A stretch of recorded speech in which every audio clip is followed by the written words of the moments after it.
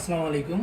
আপনারা যারা আমাদের এই double motor high pressure water পাম্পটা নিয়েছেন, আপনাদের ম্যাক্সিমাম অনেক কিছু কোশ্চেন আছে এবং সেটআপের যে একটা ভিডিও আপনারা চান, তো তাদের জন্য আমি একটা সেটআপ ভিডিও এখন করব।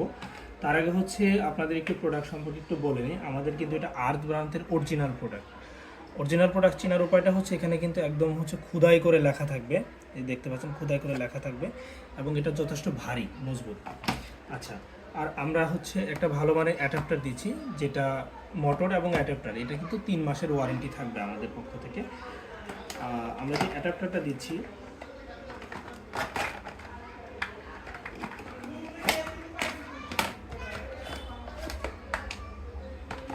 অনেক কাস্টমারই জিজ্ঞেস করেছেন আসলে এই যে অনেকগুলো হুক দেয়া থাকে, এই হুকটা মূলত কিসের জন্য।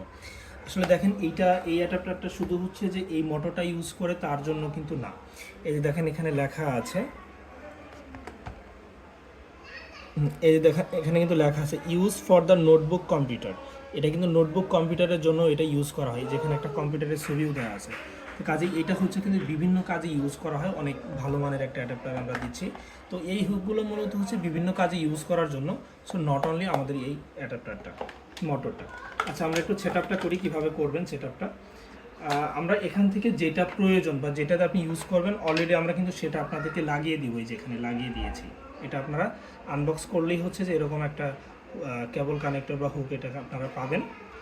আর এইটা খুলে আপনি এই যে লাগিয়ে নেবেন। এই যে এটা দেখেন, এটা এই পাশে খুব শক্ত করে লাগতে হবে, একটু শক্ত করে লাগিয়ে নেবেন। যদি কোনো লুজ থাকে তাহলে কিন্তু হবে না।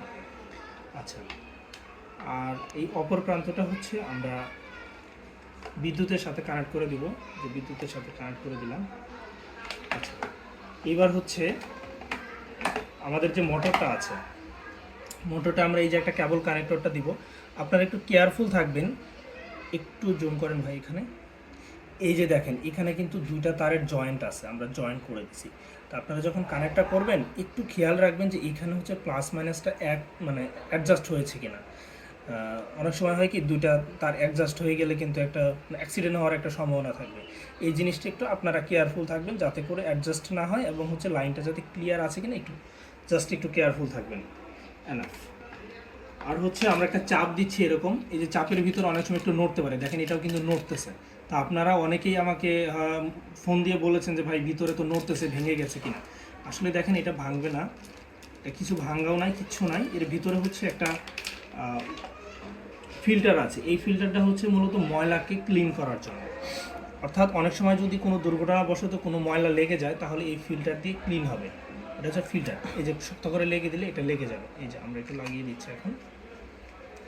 আচ্ছা, আমাদের এই প্যাকেজে কিন্তু আরও 10 ফুট পাইপ থাকবে আউটপুটের জন্য, আর ইনপুটের জন্য 5 ফিট। এই যে ইনপুটের জন্য 5 ফিট পাইপ থাকবে, আর এই যে 10 ফুট পাইপটা থাকবে। এই পাইপটা আপনারা কীভাবে কানেক্ট করবেন আমি দেখাচ্ছি। যে কোনো এক প্রান্ত আমরা এই চাপের সাথে লাগিয়ে নিব। তো লাগানোর সময় একটু কেয়ারফুল থাকতে হবে যাতে করে এটা যেহেতু প্লাস্টিকের, এটাও যাতে ভেঙে না যায় এবং মোটামুটি একটা শক্তভাবে লাগে। এই জিনিসটা একটু জাস্ট আমি কেয়ারফুল থাকবেন।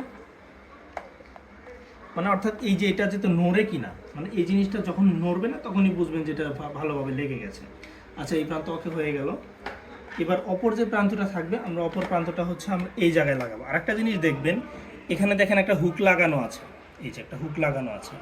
তো অনেক কাস্টমার হয় কি এই হুকের উপর দিয়ে লাগায়, তাহলে কিন্তু পানি বের হবে না। তো আপনারা একটু কেয়ারফুল থাকবেন এরকম কোনো হুক লাগানো আছে কিনা। আমরা অনেক সময় খুলে দিই আপনাদের সুবিধার্থে। তো যদি লাগানো থাকে আপনারা এটা খুলে ফেলবেন। এটা মূলত ভিতরে একটু পানি থাকে, সেই পানিটাকে প্রোটেকশন করার জন্য।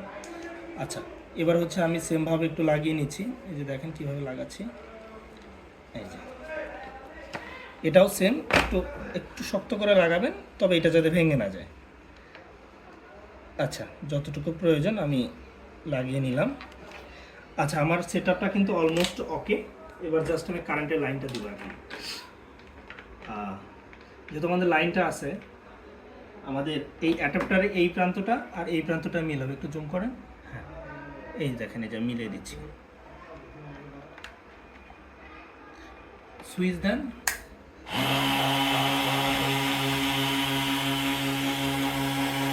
এবার আমরা যে ইনপুটের যে পাইপটা আছে, ইনপুটের পাইপটা আমরা এই যে পানিতে ইন করে দেবো। বাল্টিতে আমরা